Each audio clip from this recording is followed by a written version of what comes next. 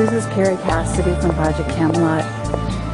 This is the place where the UFO Congress is being held this year. And I'm about to go see if there's anything worth filming about this event.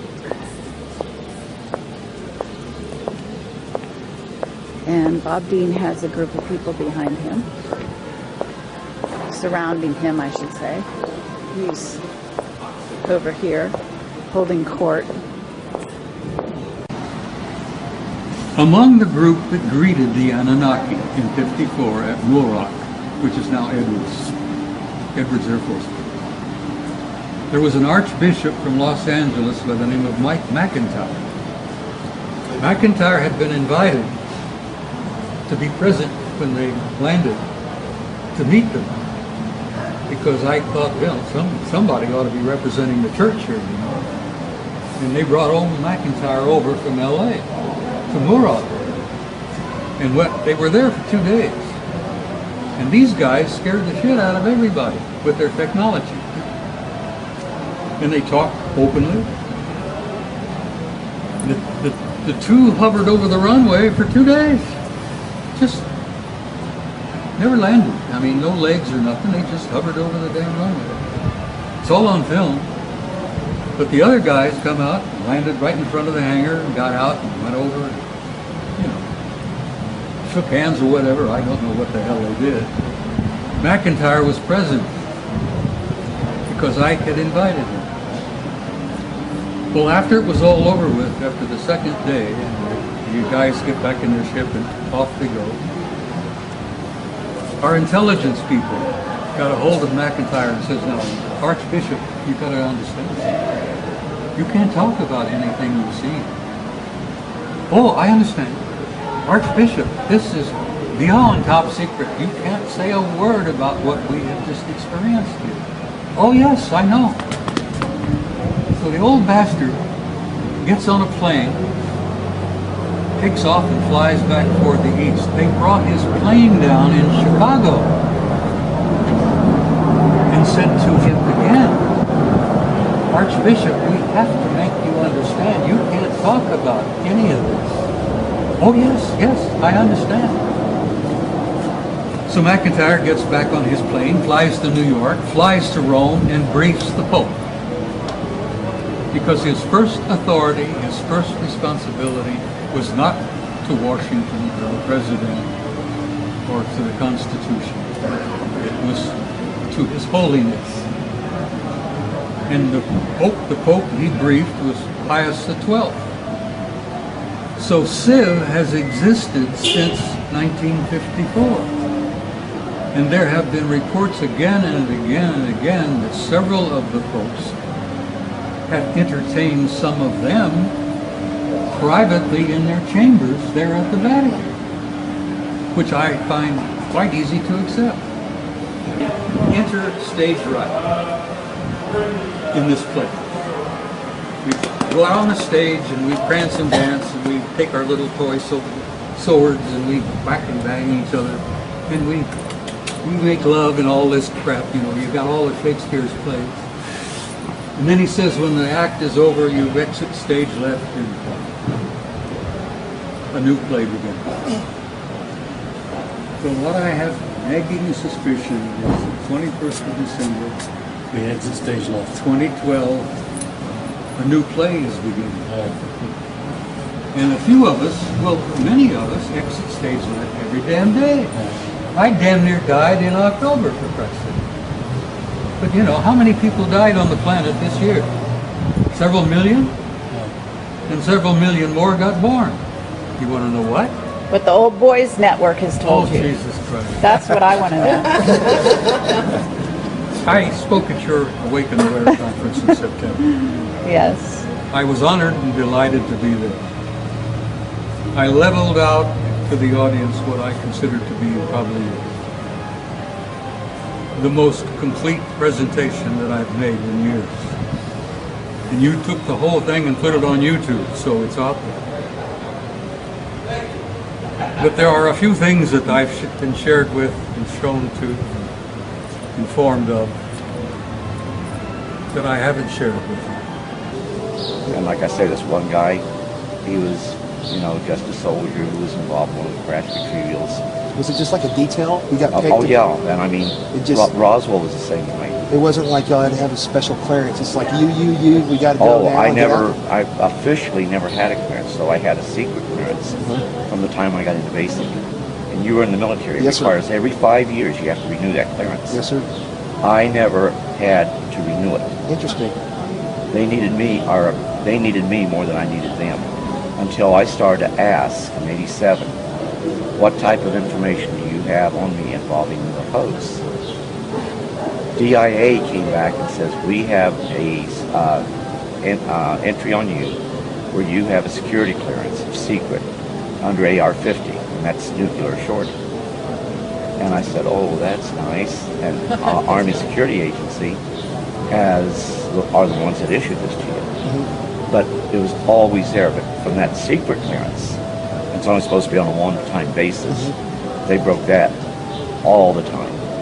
I'd be exposed to stuff that's top secret, CSI, all of that. Well, I surprised they gave you a secret clearance for all that. I know top secret has so many different levels. They could always go up on it, but secret's only one. But see, that secret clearance provided the foundation to use me many times over on the one-time basis. And you were always in briefed and out briefed. But, I thought I was getting out of one mission because it made it clear you had to have at least a secret clearance. So I went up and very sadly acknowledged that, I'm sorry, sir, I don't have a security clearance. And this was with the Inspector General of the U.S. Army in Germany, an incident that occurred there, and that went on for several weeks, and we were involved in that. And involved the Soviet Union, too. Anyhow, after I went ahead and announced that, I'm sorry, I just can't do this because I don't have a security clearance. And I'd be remiss if I told you I don't have that. And I figured, okay, they're going to send me back to my unit. Done deal. And all he did was say, I know you'd lay down your life for your country. So I don't have any heartburn with you yet. But see, he knew. But I wouldn't find out until '87 about that secret clearance. And I wouldn't find out until '87 they needed that secret clearance to add on. Every time I went and tried to get a clearance, because it's crucial for promotion, they'd always go ahead. You had the paperwork already done for you. Well, they would bounce it back down and tell me, don't problem, because see, if I did it, I'd find out I'd have it, and they could never pull it. When I got assigned to Nemi, they tried to pull it because I didn't need a security clearance there. So they sent me a notification that it had been pulled. I thought the last on them, I don't have a secret clearance. They went back and told 4th ROTC region, no, this man needs it. We can't explain to you why. He keeps the clearance. So I didn't know it at the time, but we were getting ready for something big. That's how they keep it secret. They don't tell you. Oh, yeah. So when I got out, I was debriefed, but I'd already started to say this isn't right, we're hurting people. So I went through the gauntlet of being relieved of duty, getting hit up on them trying to court-martial me, having to go through a psychiatric evaluation. And the bottom line, 3 field grade officers was relieved of duty as a result of that. You being in the military, that doesn't happen. That does never happen, ever. And I got a meritorious service medal out of it. And they did. Oh, man. And I have it with me. If you're here tomorrow, I'll even show it to you. Where the commander's inquiry said the ER was wrong, talks about the relief of the officers, and they even made it part of my military personnel record because it dealt with UFOs and because I was refusing to follow orders, not to be trying to get information out. They actually pulled that because they were afraid that later on they would find out that, hey, this guy got a relief for cause because it had to do with his interest in UFOs. What is this? So they actually pulled it. They pulled it from my fish. And once it goes on the fish, it's not supposed to be pulled. I got a copy of my fish where it's there. The next fish I got, it's no longer there. And I have the letter from Milperson to say that it will be made part of my permanent record. So favoritism does exist. Hey, I've had an Article 15 torn up, and that's illegal. It's a legal document, I did a lot of that for my troops. And this is her book that she... No, actually, it's Clifford's book, It's, but well, what did you do? Release it for I us? sponsored it. I did the interviews. Let me tell everybody the truth of it is. Bob here can better understand it better than probably anybody that's ever been in the military. I have difficulty telling my story because I see it in my mind's eye and I relive it each and every time I tell it. Then I get emotional. And I don't like doing that. Days after, I still feel it. So, you know, she knew this is a book that I needed to write. So, very meticulously, she did many interviews. And she, in essence, captured my entire life, my entire involvement with this. So now there's a book out there that I would have never written. And my granddaughter, that's my heart, she thinks it should be getting out there. When we'd talk, she'd even say, "Grandfather, you're holding things back." And I'd always say, "Yeah, honey, I am." But it is a book not so much about me, but it's meant for other people that's been in the military who have been involved in situations where they can't even talk to their family. I've gotten several hundred calls as a result of that book coming out. And actually, one of the most important calls, and there were actually 3, but the most important was a guy that served with me in one of the retrievals.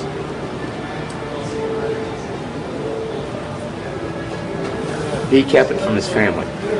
He never told them. But they knew that something happened and something was going on. And he would bring up the subject of UFOs from time to time. But he could never bring it up to his family. He bought the book, he read it, then he called his family together. And while he had his family there, he called me. And he said, "In Georgia, I was with you in one of these incidences." And I said, "Well, sir, I regret that I can't remember people who was there because you never got to take names, you know." So I told him that there were a lot of people involved, many on one time. He says that was the way it was with him. Then he told me about something I did with a paperclip and a pair of tweezers. And the craft we were in started to rumble, and all of us were afraid, what's going to happen next?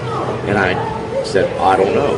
But he was the guy standing next to me, and "What have you done? What's going to happen next?" So the only way he could have known that was to be.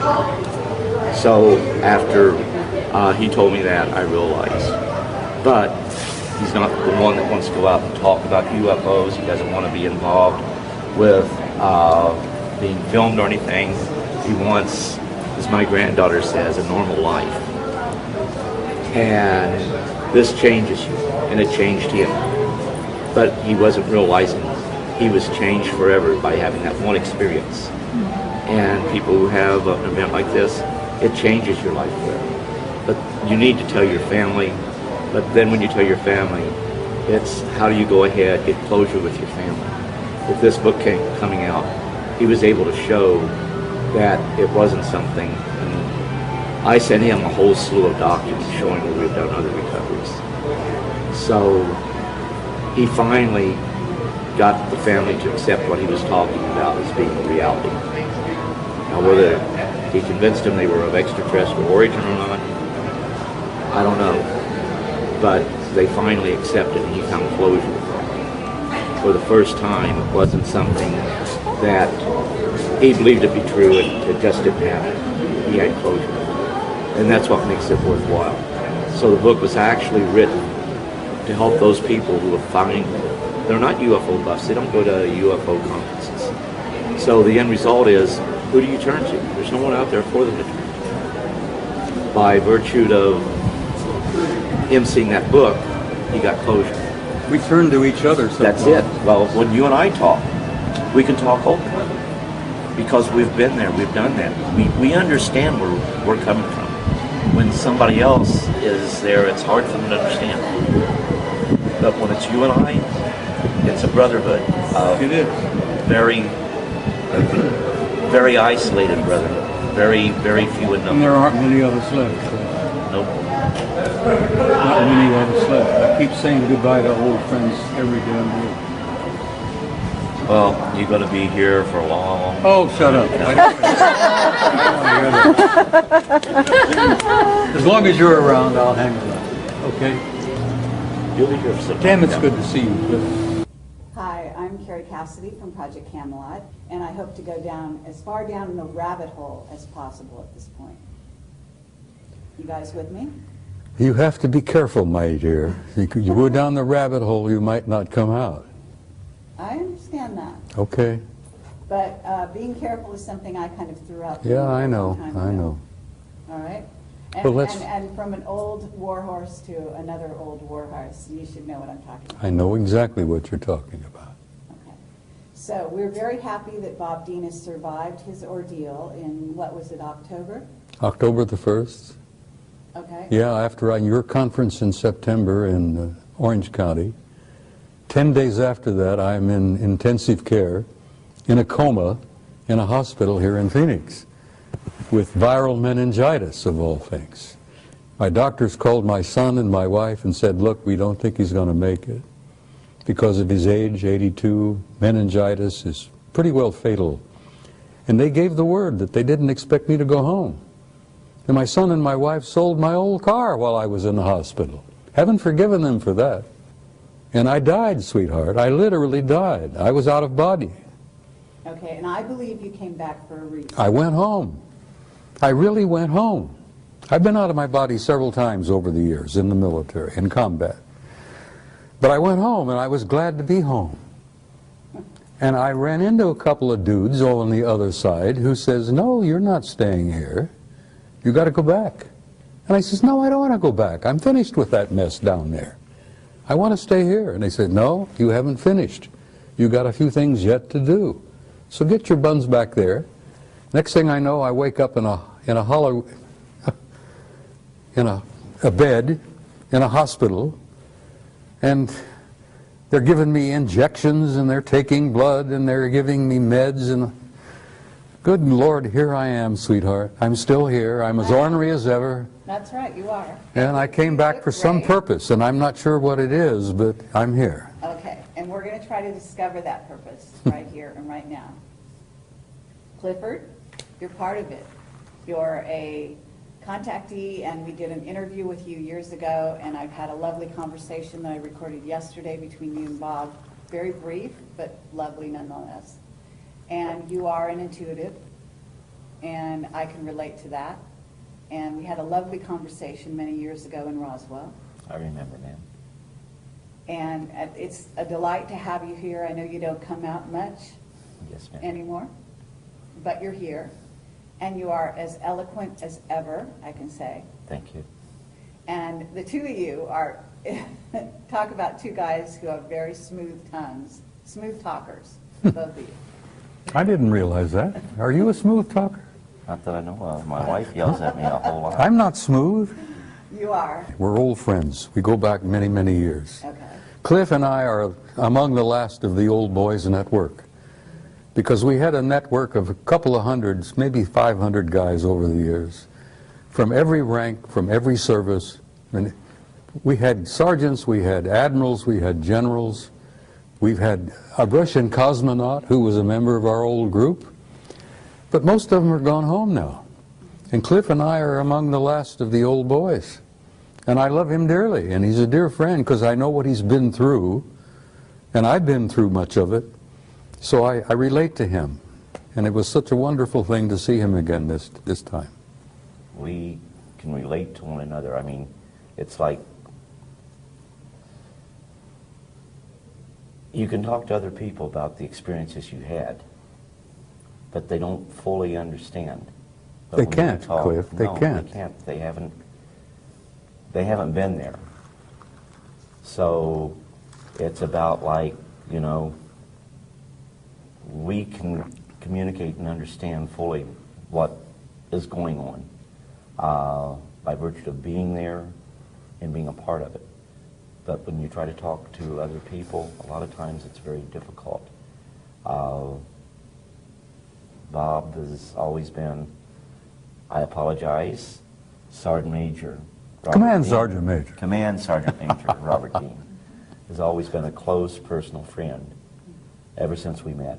And we united, we felt that kindredship, and there's a brotherhood there that most people don't understand. In the military, you form brotherhoods. But in this particular field, when you've been a part of it, you've been exposed of it, it's even a tighter brotherhood. I hear you. So what I want to ask you, first of all, both of you, what is it that you haven't told the people? Okay? What I want is, both of you are getting older. Both of you are one of the, the most, I don't know, the most courageous, the most out there individuals in terms of greeting the public, sharing your story with the public. Both of you have been exceedingly brave in that regard. You've taken a lot of flack over the years for that, and everyone listening to this should respect them for that. But what I'd like to know is, what haven't you told people that you could tell them today? Because, for example, and these are the hard questions, okay? They're not all friendly, all right? What were your dealings with the unfriendly type, and why? You first, Clifford. Well, with me, I never had to deal with any of the unfriendlies. I was just warned that not all contact would be friendly. So, you always prepared for that. But every time you went into an event, it was always that, I'm going to use the term fear, but it's not exactly fear. There's that anticipation of what might happen. All kinds of things ran through your head. Things that I haven't told, and I'm sure that the Sergeant Major can also concur with this, is that the things that went on you couldn't even tell your family, and you wanted to tell your family. And it created problems within your family, and you couldn't tell anyone. And like I think I told you earlier, when my new book came out, my son, my oldest son, was the first one of the kids to ever do this. That he put it on my Facebook that, I'm proud of you, Dad, for trying to bring forth the truth. Wonderful. They got to see what I was trying to do, to gather the information, because I knew that Roswell wasn't just a lone event. That over the years we had recovered many such objects, debris thereof. Crashes are unique. They don't happen every day. They're very rare. And there's 100 reasons why we have recovered crashed UFOs.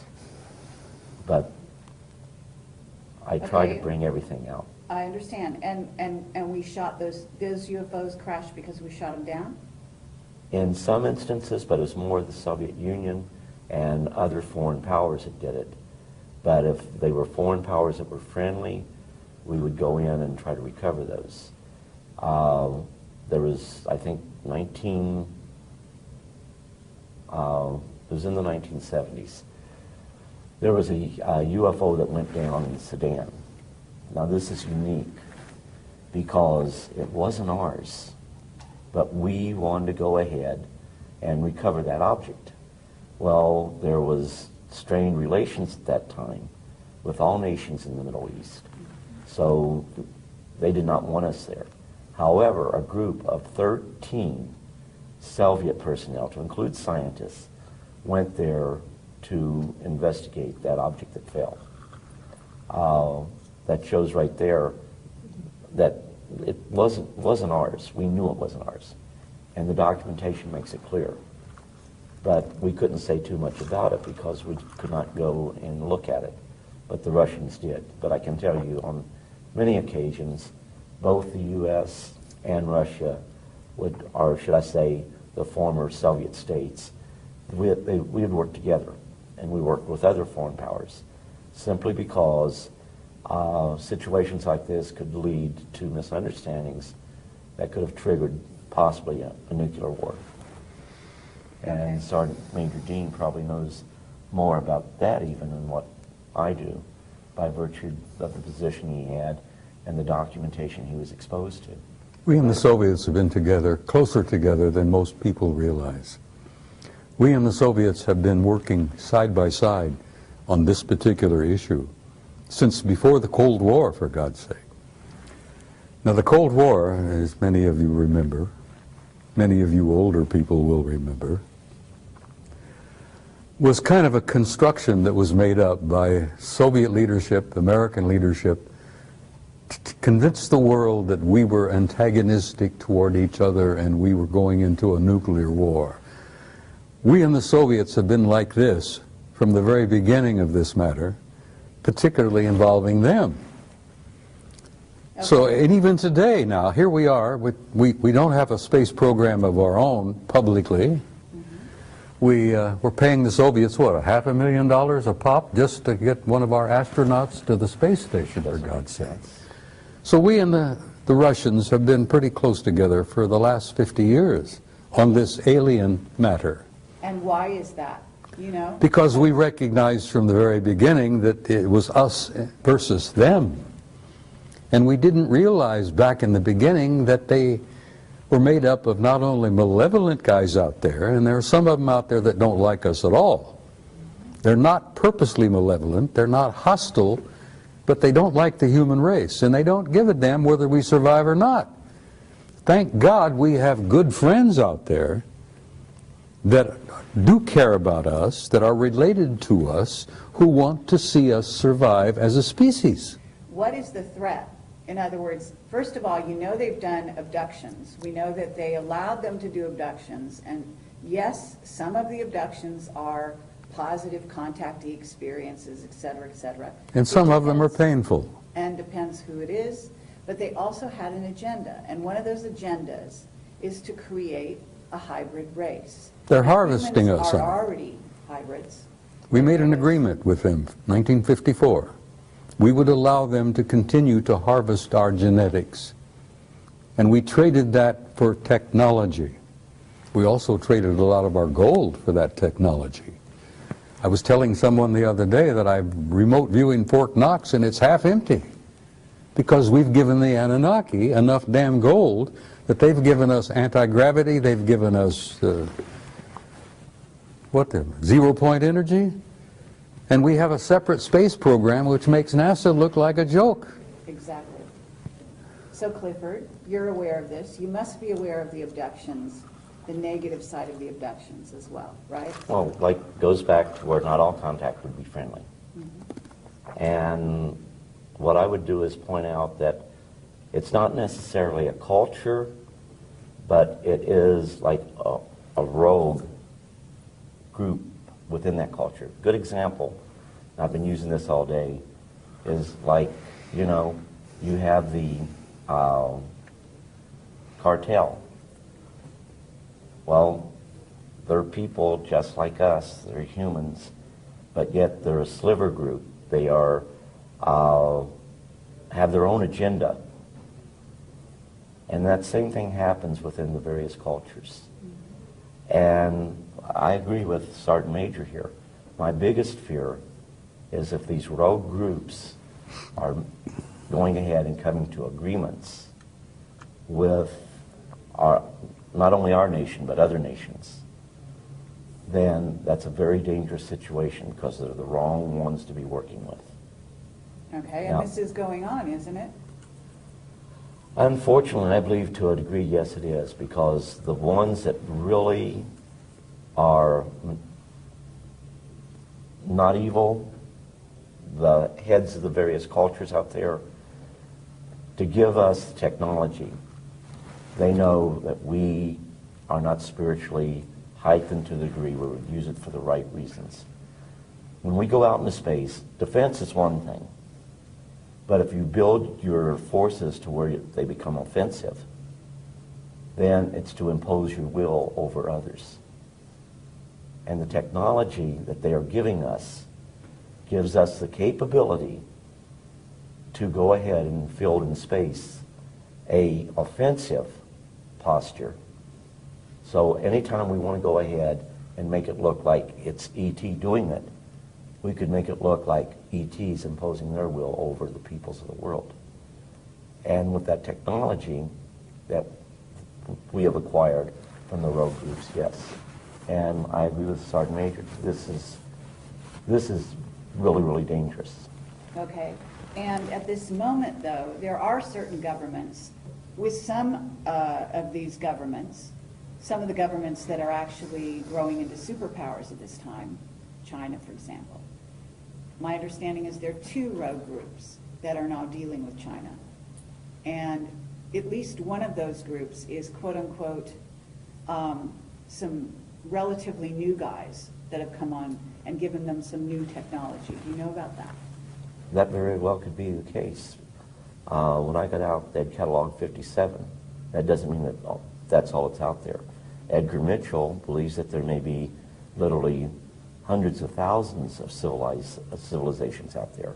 Okay. And what we have right now is the fact that on this planet, which Sergeant Major made a very good point, that there are some that are hostile and look really down on us when I state that. We have rogue nations. And some of those rogue nations are very much a threat to the tranquility of the world. And if they achieve the technology we don't want them to achieve, then they could very well be the very forces, unknowingly, to start the total annihilation of the earth. There are governments out there that are also being contacted. Just as individuals are being contacted, governments are being contacted, are they not? Yes. Okay, and so this kind of dynamic is, we don't just have a political situation that could become unstable with, say, Iran or North Korea or China or Pakistan, but the idea here being that they may be making agreements with some off-world visitors that the ones we made agreements with, the U.S. that is, don't get along with. And there's also issues within the U.S. itself, within the U.S. military. The Army has got one group that they're talking to. The Air Force is talking to another group, and the Navy is talking to another group. Isn't that right? Yeah, but you only have a small nucleus of people who control all of the information. And it may not be military personnel that is doing this. And it may not be your elected officials. Sure.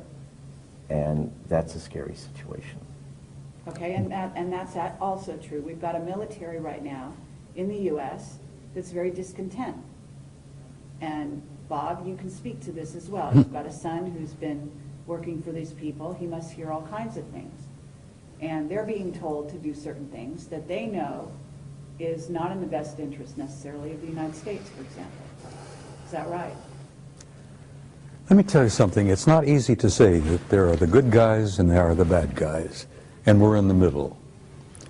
That's true to a certain extent, and it's been true for the last 10,000 years, but it isn't particularly true today, because a third party has entered the game. An advanced culture, God knows who they are and what they are, but they're higher in the what they call it, the hierarchy. These guys at the top of the hierarchy are primarily spiritual in nature, and they have intervened. And they have said, listen, we've had enough of this bullshit where you've warred among yourselves, you've had these clan disagreements and blah, blah, blah, blah. This family and that culture and that group, that's going to cease. Because the human race has been in the damn middle for so long now that they've reached a critical point in their evolution and their development. And we're going to have to see that the human race survives and makes this awkward, painful transition into a new race, into a new species.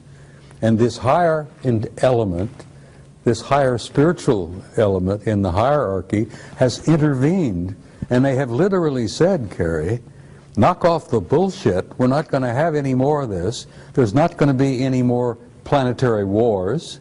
We've had enough of that. We've lost too many millions of people over the years. We're going to control this carefully. We're going to give them an encouragement. We're going to give them an opportunity, and we're going to assist them to make this awkward transition into a new race.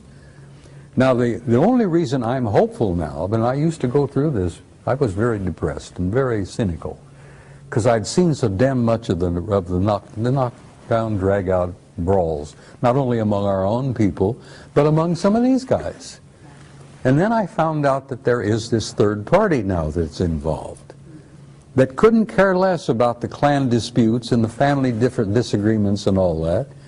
All they care is to see that the human species makes this awkward transition into a new race and can reach out and take our rightful place in space and go to the stars where we belong, for God's Okay, sake. but that's their intention. That's what you've been told they want to do because you were taken off-world by them. Yes, I was, and they've given me encouragement. Okay. And they've showed me the future, Carrie, and the future is glorious. We are going to make it, and we're going to look back at this awkward period, this blackness that we've been through for the last century or two, and we're going to look back like students of history and say, my God, look what they went through. Look what they did to each other. We're going to look back from the future into this particular time and place, and we're going to say, how in the world did they pull that off? Here they are killing hundreds of millions of people in these wars, butchering each other. This has got to cease. We can't let that race off the planet until they evolve and grow and mature where they can be safe. Okay, but Bob, that rationale, when you've got these races, off-planet races, who have been warring with each other for eons. So maybe there's a new guy on the block. Let me tell you maybe something. That new guy is orchestrating things here. But actually, I'm going to sit over here and I'm going to be suspicious of even Well, that new guy. it's all right to be suspicious, and I know where you're coming from. Childhood's End? I was talking to Joe Farrell not too long ago at another conference, and Joe Farrell has written The Cosmic War. And The Cosmic War is a true story of a war between interplanetary intelligences. And they literally damn near destroyed each other. They destroyed a planet beyond Mars, for God's sake, in our own solar system. But that crap has got to cease, and I have had the opportunity to meet guys from the higher level who said, we're not going to allow that to happen anymore. We're going to give you a chance to make it.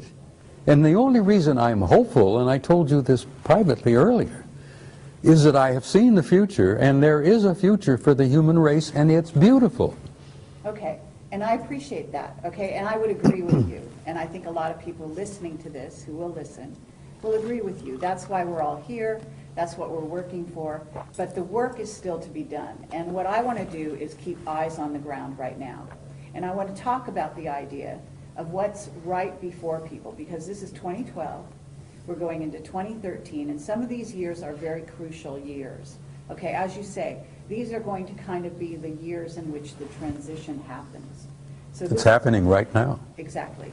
So what I want to talk about here is, first of all, yes, you have a lot of bad kids in the class, okay, and those involve the Illuminati, some of whom are basically being run by certainly groups of reptilians, certainly a group of Anunnaki that may not have our best interest in mind. They'd like to clear the planet. They've got big plans, and they've been working on those plans for a very long time. And both of you must have been face to face with that agenda. Their agendas exist because they exist, and they've had some of their own personal agendas for eons of time. But their plans for our future don't mean diddly squat, because there are these higher developed cultures out there that have now intervened, and they're going to see that the human race is going to be allowed to make it. Okay, and you've said that, and I agree. But the thing is, the idea here is not that somebody come in, organize the schoolyard for us, and then they go off on their own business, and then we're left to deal with it. The idea is that we learn to walk on our own. We organize the schoolyard ourselves. Okay, so there's a great importance for the human race to take sovereignty, to take their rightful place as members of the galactic community. To recognize who we are. What they understand who they are, yes. That we have, okay? The human race is precious. The human species is so unique that they told me, when I was with them for 6 weeks, I was asking them question after question after question. I found that they were as interested in me as I was interested in them. And I asked them why. And they says, you human beings don't grasp who you really are. You have a unique genome that is unique in the galaxy. You're made up of the patterns and the parts and pieces and genes and whatever of at least 12 different races in the universe. And as a result of that, we think of you as unique. As a result of that, we look upon your little planet as probably one of the ripest and richest zoological gardens in this quadrant of the galaxy. That's the first time I realized the galaxy had been divided into 4 parts. I didn't even realize there was a quadrant. And they said, oh yes, you're the most unique and precious zoological garden in this quadrant of the galaxy. Absolutely. We venerate the planet, we venerate the flora and fauna on it, and we're going to see that it survives. Now, I'm getting this from the higher level. I hear you, and I appreciate that. So, Clifford, because both of you have been threatened, both of you have had children who died in most unfortunate circumstances. Isn't this true? And I don't mean to bring up something that is hurtful, but the bottom line here is that you're both whistleblowers. You both came forward, you both put your lives on the line. You've both been threatened in a myriad of ways, okay? And people out there, people need to realize that this is the case. You're not just out there pontificating, you know, talking off the top of your head. Like what the Sergeant Major was talking about, like I was told, that we are a race on this planet that is capable of such wonderful and beautiful things. Infinite possibilities. Absolutely. But yet we have the capability of doing such horrible things to one another. And I think that the Sergeant Major was saying the same as I when, you know, yeah, we have to spiritually grow. If we don't spiritually grow, we're going to fall victim to our technology. They don't want that to happen. Okay. And initially, the initial contact was to ensure it didn't happen accidentally, because they wanted us to know, you know, the other side's not launching against you. We're here. And you will, from time to time, pick us up on your radar. We will, from time to time, appear to be missiles coming in a threatening way. So you must make sure, before you launch your death and destruction, that you really are under attack. But you must not let this happen. And as we grew, actually, to an understanding, MAD was something that they held over our heads, and MAD is mutual assured destruction. You go ahead and put a surprise attack on the U.S., we'll live long enough to kill you. You destroy us, we'll destroy you. Yeah.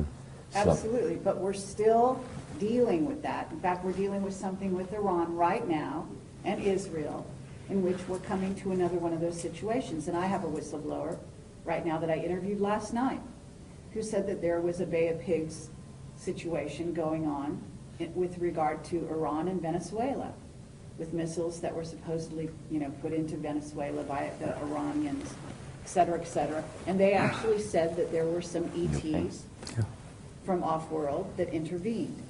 Now, my understanding is, and people don't realize this, but I also have a whistleblower who used to set up a camera on his deck in LA, and he had it on all the time at night, and he would film the fight, the war going on between us and them. And this was not the Russians, the Chinese, it was off-worlders. I know, Ed, honey. And the guy was killed. I know, Ed. And those weren't wars. Those were operations, those were exercises, but they weren't wars.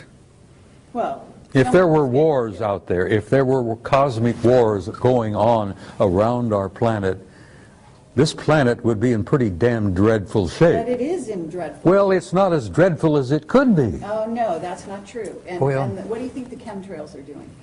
They're covering up, among other things, besides changing the atmosphere to make it better for a hybrid race that the Greys have now created and are going to inhabit this planet on some level. They will never inhabit the planet. The hybrid race will.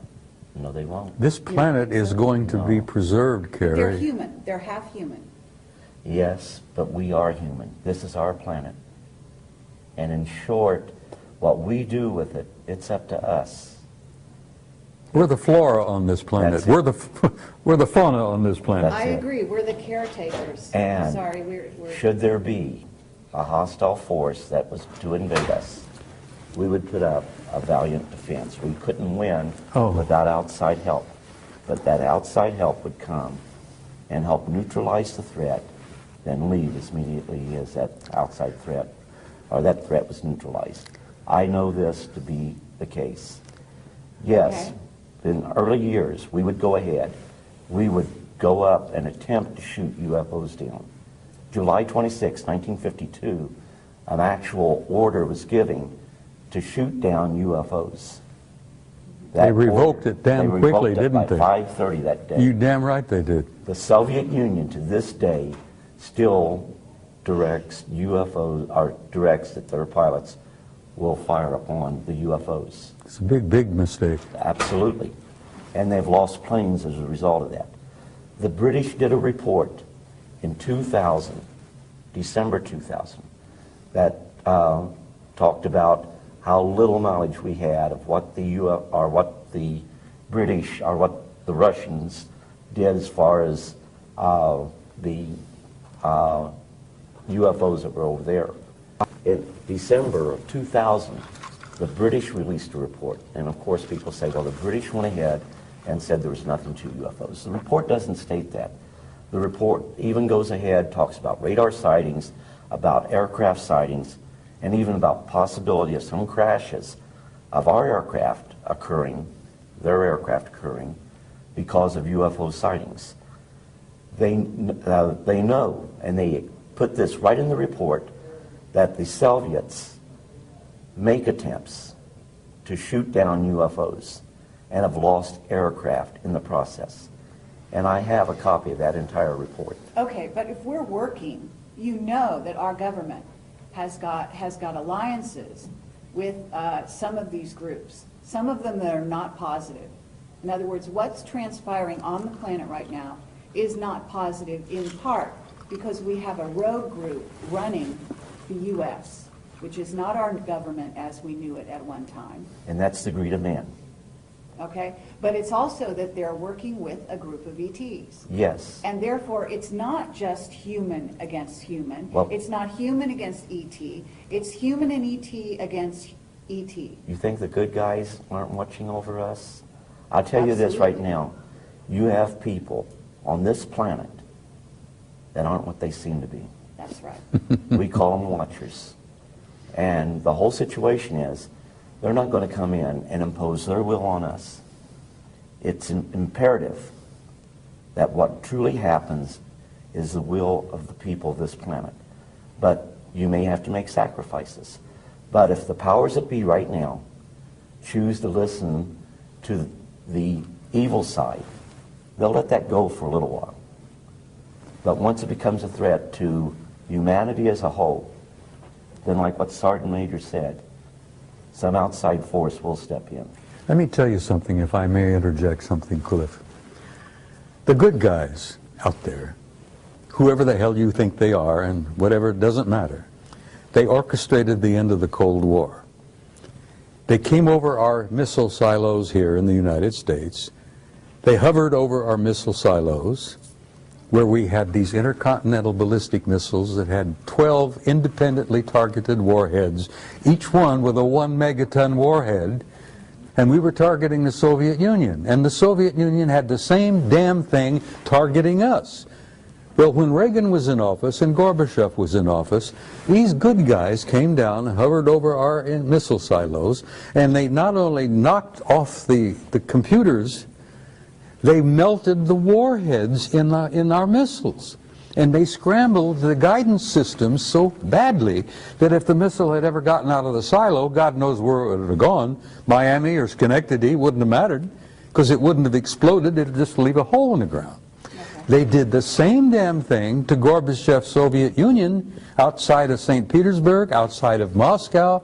They hovered over the warheads, melted the warheads, scrambled the guidance systems, and brought an end to the Cold War. Now, it even happened as late as 1980 at Brindlesham Forest at Bentwaters. I talked to Charlie Halt, who was the deputy post commander there, and I said, Colonel, the word I got from a general recently was that they screwed up the warheads and scrambled it. He says, screwed up hell, they stole some of them. Now, these are the good guys, and the good guys said to Gorbachev and to Reagan and to anyone else who was listening, and believe me, the Chinese were paying attention, they said, you guys are not going to screw up this goddamn planet. You're not going to destroy yourselves, that there will not be a nuclear war. We're going to see that you do not do that. And now these are the guys that are in control. Okay. Now, let me finish. There are alien groups that are pissing and moaning and among themselves and among us and moving things around and causing trouble here and there. But there is that third party beyond them that's in charge. Okay. If they're in charge, they're doing a hell of a bad No, job. well, you tell them about it. I will. And if you want to run into them and meet one of them face to face, as I have, I'm sure I have. you be prepared to give him some guidance on what you think would be the answer. Well, that's what we're doing here, okay? These people from off-planet, we're their progeny. We are their family. That's right. And therefore, we have their genetics. And therefore, like child is father to the man, we have every right to stand up and speak to them and tell them what is right and what is wrong with what is going on here, okay? And that means a lot of the different races. We are related to a lot of races out there, and you know it. I can see this adolescent child standing up and say, look, Pop, I'm going to tell you what I think needs to be done. And father looks down at the brat and says, well, good, tell me what you think. But in the meantime, I'm going to keep your ass out of trouble. I'm going to see that you don't go to jail, and I'm going to not let you blow yourselves up in the meantime. Okay, but we have, let's serious here. We are on the verge of civil war in the United States, and you know it. Both of you, okay? Our military is extremely discontented. Our government is, well, the secret government is working very hard to funnel most of the money into their black projects. We've got, in essence, a rogue civilization that's going off planet using technology that is wild beyond our wildest dreams. And we are here in what, 2012, and we don't even have cars that fly. We are using old technology. They're demonstrating through NASA. They're taking astronauts off the planet in an unconscionable way, in tin cans that blow up and kill them. I mean, we have a situation here that is actually not in a great state of affairs. And we are on the verge of these games they're playing with chemtrails. They're ruining humans' health across the globe, especially in the United States. We've got underground bases. We've got dulce experimentation on humans that is going through the roof. We've got biological weapons labs across the nation. We've contaminated the planet with radiation from Fukushima, now in north of Chicago, and here in San Onofre, we've got another plant, some of which is being triggered by the powers that be. So they are playing games, and they're not just fun and games. They are very serious games. They are messing with us in a serious way. They can go ahead and play those games, but the situation is we, an unknowing, unsuspecting public, let it happen. In short, I'm a retired service member. I love this country dearly. If anybody threatened this country, I would lay down my life for our way of life. Out of all the countries in the world, this country right here has the greatest form of government. But what makes it great is the people. And we can talk about the evils of the government and the evils of the industrial complex. But ultimately, we, the people, have the most powerful weapon in the world. This is what it is. And when it comes time to vote, you vote. When you think that there are things that are wrong, you correspond with members of your government. Now, they may not, in the case of UFOs, you better believe I do a lot of writing to a lot of senators and a lot of governmental agencies. And I'm quite sure they hate that. But as I told a major once, when he asked me, what difference does it make to you if the Pentagon has 50 flying saucers? I went ahead and I said, sir, you have the luxury of not knowing the truth. Unfortunately, I do not share that luxury. Now, experiences such as the Sergeant Major's and mine, we may have different experiences. But when you put them all together, they paint a picture. And the situation is, why are we talking? I guarantee you the Sergeant Major loves this country just as much as I do.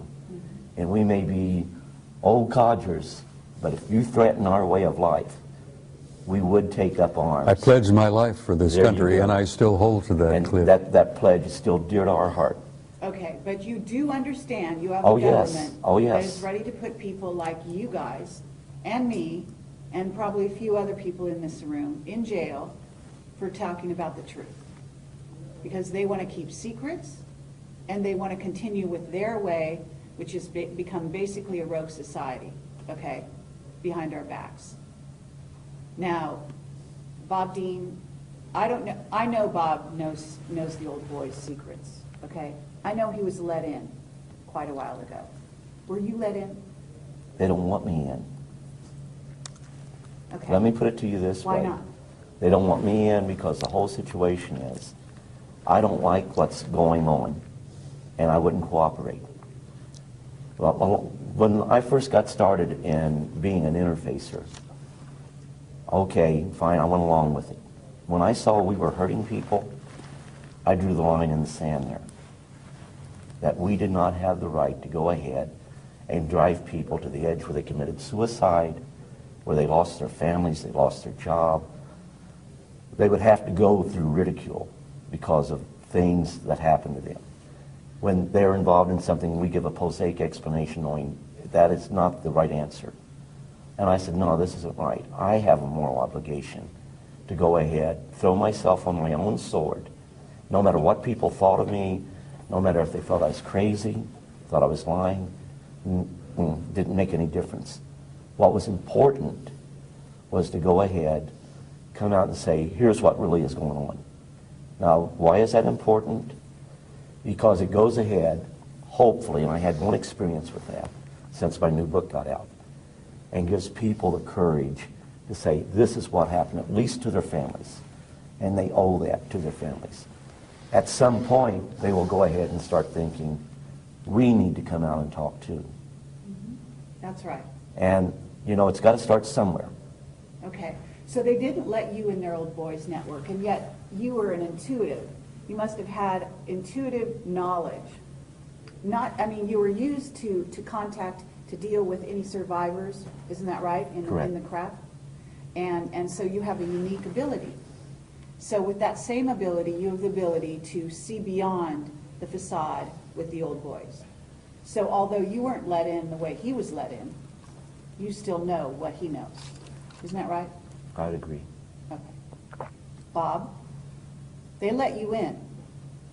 Why I've did been they on the let you inside for many, many years, honey. And I've been a maverick. in? Yes. I started off Thank God.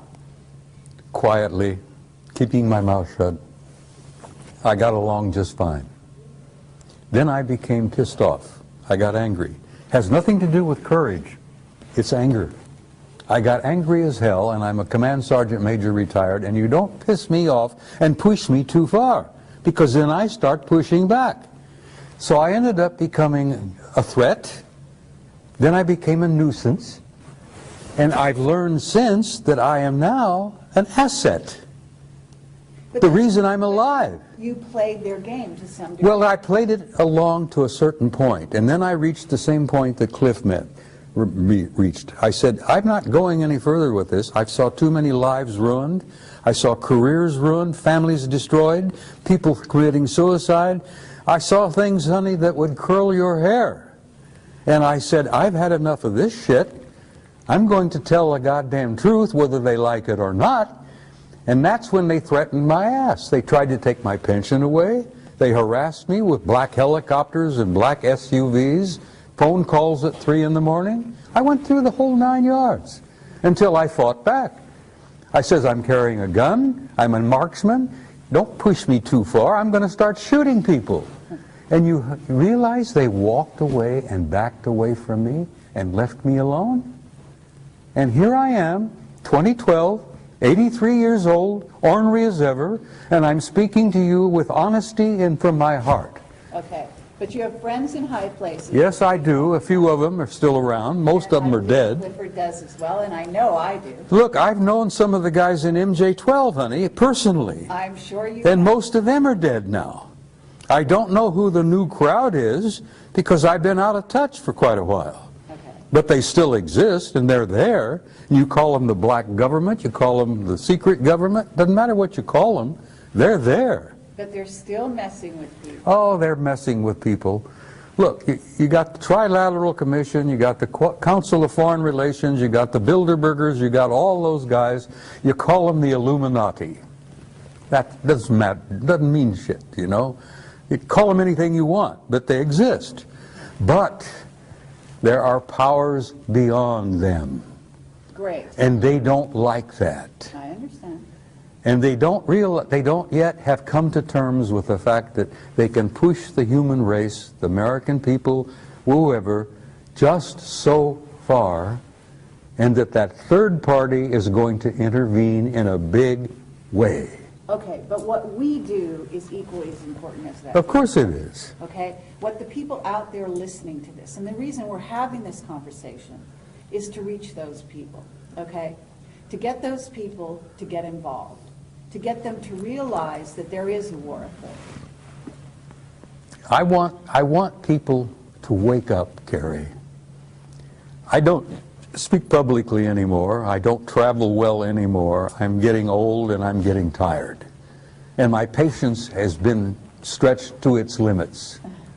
And I don't have a lot of patience anymore. And like my dear friend Robert there, I get to a point where, God damn it, I'm going to stand up and raise holy hell. I'm going to be a command sergeant major again. I'm going to take names and chew ass. Okay. And I'm going to do that till the day I die. I hope so. And I damn near died in October. But I have good friends in high places, no pun intended, who brought me back and told me that I had to come back because I wasn't finished yet. And part of what I had to do when I came back is sit with you in an interview and tell you from my heart what I've seen, what I've learned, and what I leave with the people on your film is I want to leave them with hope. I understand. With all the darkness and all the blackness and all that bullshit that exists out there, there is hope. Absolutely. There is a future for your kids and your grandkids and your great-grandchildren, and this human race is going to make this transition, and we're going to survive this transcendent transformation into a new species. And we're going to the stars, Carrie, where we belong. We're going out there to take our natural place in that infinite community of life. Absolutely. And that's the only thing that makes me feel that life is worthwhile. Because I know, having seen their future, and they have shown it to me, that it is glorious. And I wouldn't be sitting here talking to you unless I believed that in the depth of my heart. And I want to leave that with your viewers. You've done so. That there is a future, and it's glorious, and there is going to be a tomorrow. And dispense with this bullshit about doomsday, because every time some poor human being on this planet dies, it's doomsday for him. But that's not the end of life. That is true, but we need to handle a situation that's going on the planet right now that requires human beings to not just We have to wake up, participate in it. We have to but they participate have in to- our They salvation. have to participate through consciousness. Yes. Okay? And they have the ability, because we are, again, their progeny. We have those powers. We can fly. We can do anything we want to do. We can create reality. We can destroy reality. Honey, the human spirit is infinite. We have power we haven't even dreamed of yet. That's right. And once we realize who we are and what we are, and we start expressing that power, there's no end. We can change anything. Okay, so what we want people to do is we want to educate them, we want to wake them up, and we want to give them the tools by which to change their reality. And that's what you're doing with these films. That's exactly right. Now, Clifford. Well, I'll back up the Sergeant Major in that we got enough going on out there that's talking about, you know, UFOs are here, they're hostile, we're on the end of their food chain, they're going to take us over, there's nothing we can do about it, but we thought you should know. If that was my message, I'd say nothing.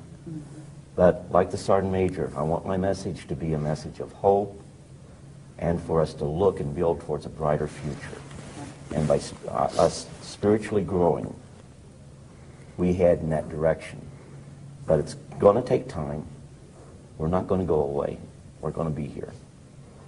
We are going to achieve interstellar travel where we visit other star systems. But in order to do that, we must first grow spiritually. Right now, the situation is we're a world in quarantine.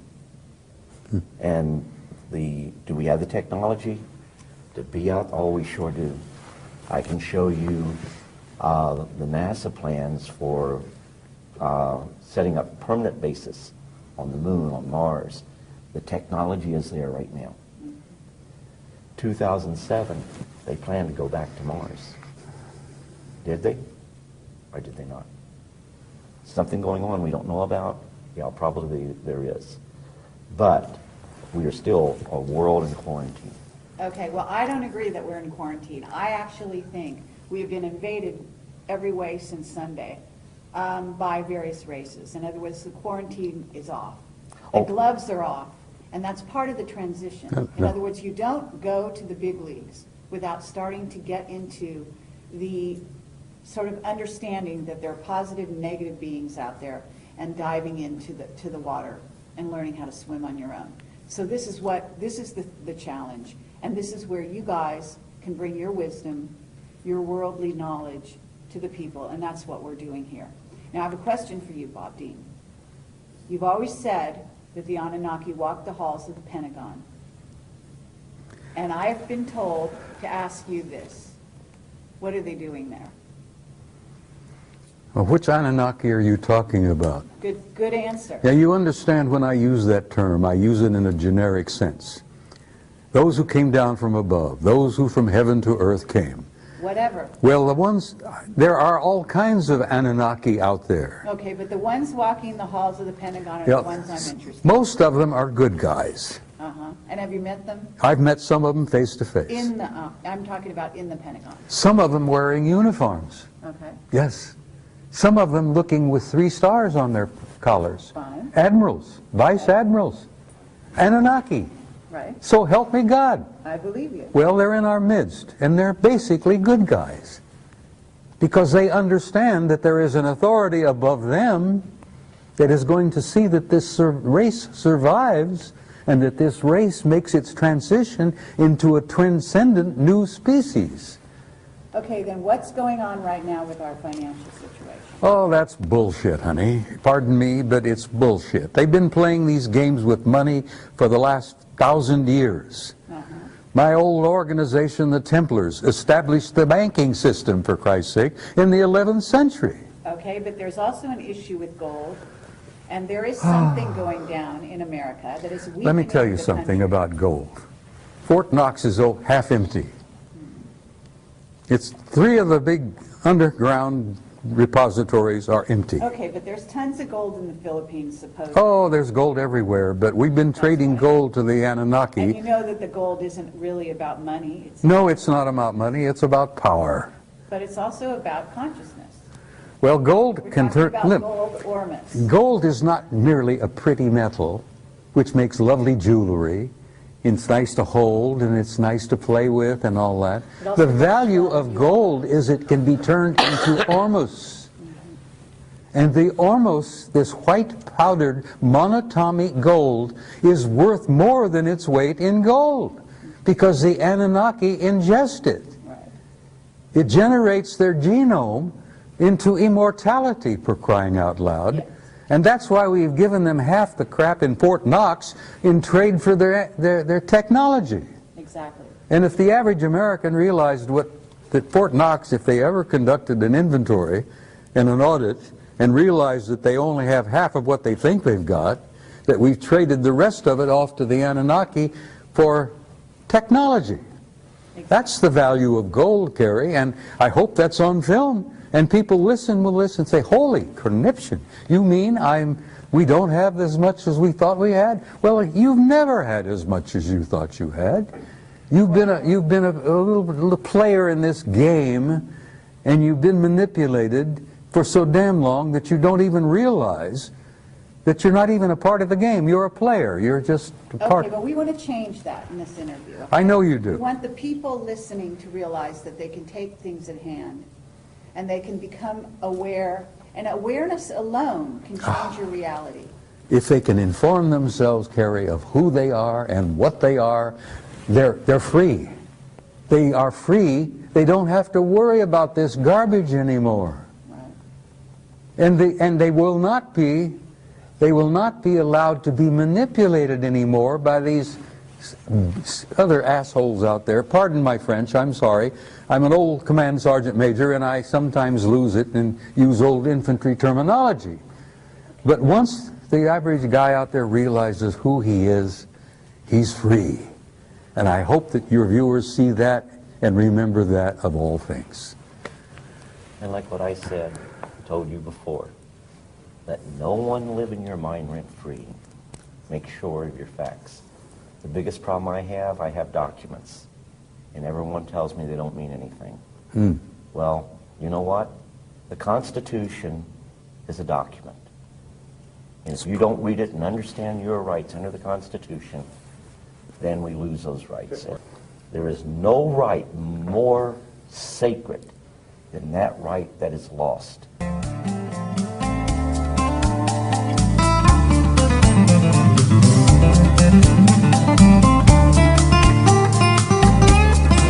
Stories about those actual missions that actually exist, in which we do, in fact, recover a UFO crash of a whole craft is very, very rare, very rare.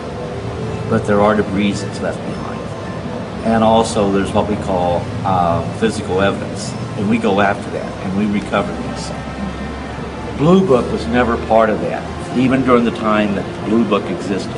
I've recently uncovered records, which I'm going to be putting on the internet, where anyone can download them, that clearly shows the Air Force, initially the Air Force Continental Intelligence Command, the Air Force's Office of Special Investigation, the Air Force's CIC, along with the Army CIC, was very actively involved in those programs. So when they say they've released everything that they have on UFOs, no, they haven't. We still have those documents that were part of the Air Force Continental Security Command that have yet to be released. Not all of the FBI, or not all of the CIC documents have been released. Not all of the OSI documents have been released. They'll never be released. No. And when you look at the documents that we have recovered that clearly show this to be the case, when you see these documents, you realize one thing. They are field intelligence data. They're not the finalized intelligence product. That is yet to be released. Then we can go into the 80s and the 90s. The recovery of objects of unknown origins under moon dust and blue flight. All we have is the raw intelligence evidence or data. We do not have the finalized intelligence product. And the finalized intelligence product is what's important, because it puts to bed once and for all what it really was that we recovered. The British government, December of 2000, released a secret report. In volume 2 of that report, they talk about the physical evidence that's been gathered. They didn't lie, they just didn't know. The British government's recovered physical evidence. Every developed country on the face of the earth has recovered physical evidence. But for reasons unknown to me, they want to keep it quiet. Some are more open than others. But the British government criticized, in volume 2 of that report, the United States Air Force, as to why the Air Force hasn't released the documentation explaining the metallic objects that they've recovered, the metallic substances that they've recovered, and putting to bed once and for all the extraterrestrial hypothesis. They can't do that because it would not put to bed once and for all the extraterrestrial hypothesis. Many of those finalized intelligence products makes it clear that, in fact, what we'd recovered were objects that did not originate on the face of this planet, and that we, the governments of the world, many of the governments of the world, out of necessity, have had open contact with our visitors for many years. One of the biggest secrets, Cliff, and you know this, is that so much of the hardware that we recovered was not just UFOs. Some of the ships we recovered were time ships. Well, absolutely. Because when you travel in space, you travel in time. And most of the hardware that we've got, and that really blew our minds when we realized that those things were designed to travel in time. And as I've said to some of the people here this afternoon, I'm still trying to come to terms with that. I need to send you some CDs. That they can manipulate time as well as manipulate matter. And I'm an old-fashioned old fart, and I'm still having problems wrapping my brains around that. But Bob, you know why that is? The technology is so far advanced that we Cliff, see this it's a magic. million years ahead of it. And then some. NASA will tell you in their advanced, I don't know how many of you people are aware of it, but in 1995, NASA said we're never going to get to other solar systems by using conventional rockets. So they asked for scientists to think out of the box. And many of the scientists started to think about exotic propulsion systems, antimatter drive, teleportation, traversable wormholes, and I assure you I have the documentation. If any of you are in Roswell, my door's not closed to anybody. You can come over there and I'll even be happy to make on a CD copies of those reports that they have. And now all of that, to some people, is commonplace. Mm-hmm. And if you have, we've known for a long time, if you have an interstellar conveyance, which is a spacecraft capable of flying from the Earth to another solar system in a reasonable amount of time, you actually have a time machine. Case in point. I won't go into detail how I know this, but you have a planet that is 100 light years from planet Earth. They decide to visit planet Earth. It'd take light 100 light years, or 100 light years to reach us from that The speed star. of light takes 100 years. So the whole situation is they can do it in real time in an hour and 40 minutes. That's traversing what we call space-time. So when they get here, they're seeing the light from their planet 100 light years prior. But you can also travel in and out of different space-time continuums, for lack of a better term. And you can actually view things that have happened in the past. And a lot of times, you may even experience this. Like, you can't shake the feeling you're by yourself, yet there's someone else there. There's someone watching you. That could very well be a person that's from the future observing you in the present. So the time travel, the one thing there's a natural barrier. It's going to keep us from getting that stuff. So we develop a time machine before they do. You mess up the entire space-time continuum that was to happen. So God in his infinite wisdom ensured that would not happen. However, that doesn't stop you from going back and observing. But there's also a great desire not to do anything to change the future. You only can change the future in the present. If you change the future, you create a whole new universe. Another timeline. Mm-hmm. But that's what they're working on, aren't they? They're working on that's very dangerous. I'm borrowing liberally from Randy Rooney, who that was one of his favorite sayings. That society is willing to believe the facts when they are presented with the facts, but only if the facts already agree with what they believe. So, and it holds very true in the UFO field. Okay, so you've seen ships from the future. What do the ships look like? You asking me or Clifford? Both of you. There are If many, you're, Bob, many, if you're prepared many, to tell many the kinds. truth about this, Like, I'm listening. we have many types of aircraft, and we have many societies that are visiting us. And you can't think of it as being aerodynamic aircraft frame. The circular, the common circular saucer shape, they have that. They have a blade shape. They even have a cube shape. They have the spherical shape. They have mothers out there 5 miles long. Yep. Oh, yeah. What about the plasma ships, though? The plasma ships can take it in any form they wish. Right. In any Because- time they wish. Yep. That's what's so difficult for many of our scientists to come to terms with. We're not talking about distances. We're talking about time. And when these guys come here, they're coming into their past to visit us. Because some of them are goddamn million years ahead of us. But you want to be careful about that, because when you imagine going back in your past and, oh no, my grandparents or my ancestors did this, how do I cover this up? Yeah, I come from a family of racists.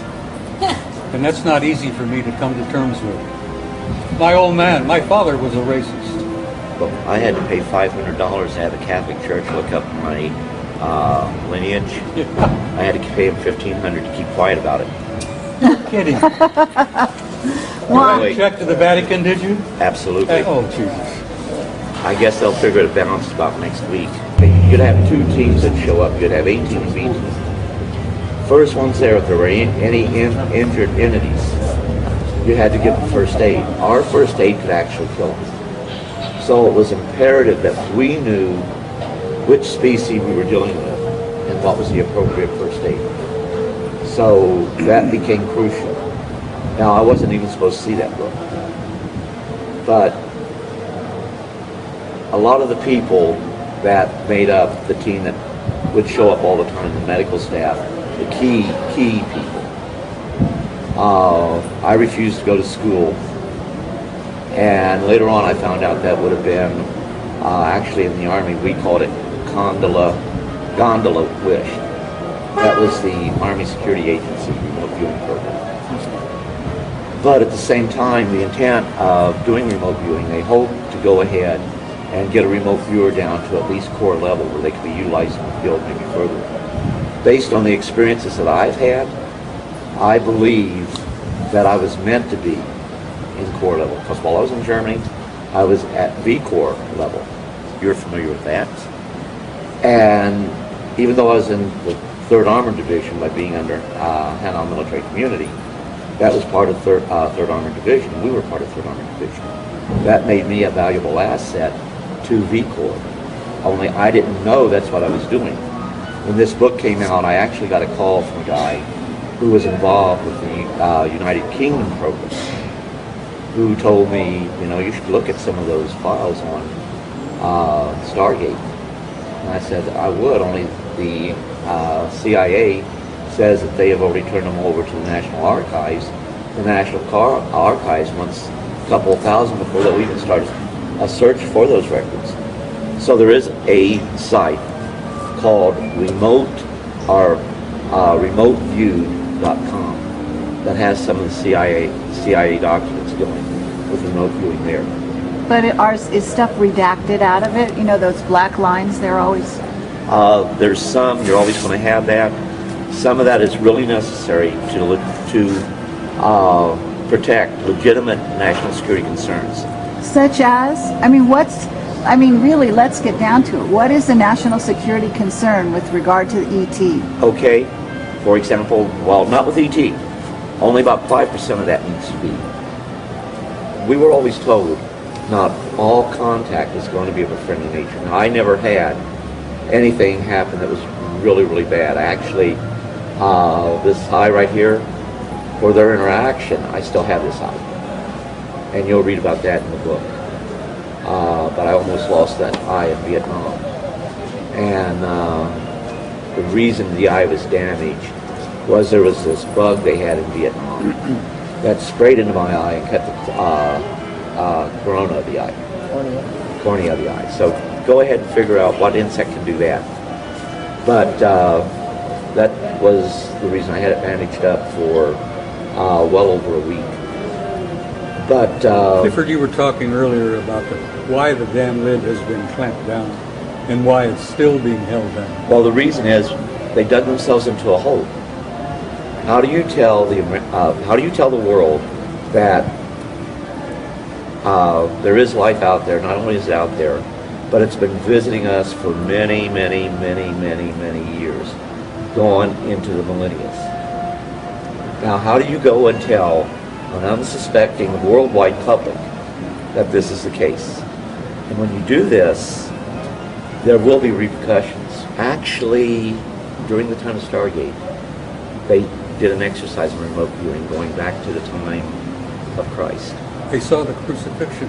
You need to go and take a look at that remote viewing training exercise they did. But use it and do it with great care, because when you But remember, I still believe in God, and I still believe Christ is the Son of God. But you also have to remember that everything in the universe is interrelated. we're all part of a vast family. Absolutely. God created everything in the universe and then some. Thank you. They have a greater understanding. Like when I say, they say, okay, describe E.T. Well, if you see them, you see us. Because we say that we're human. Are they more human than us? They got a highly evolved intelligence. But what I say is that humanity is within all the races. And the spirituality is within all the races. I would say it the reverse. All the races are in humanity. And that is You may the have big more secret. correct. Oh, absolutely. And I'm sorry, when we excuse realize me. that is when we realize our power, our true power. When And then they really can't keep us down. When I was praying at my son's grave, one of the ETs that was there knelt with me. We prayed this as we prayed. I've been told by them face to face that they venerate the same God we do.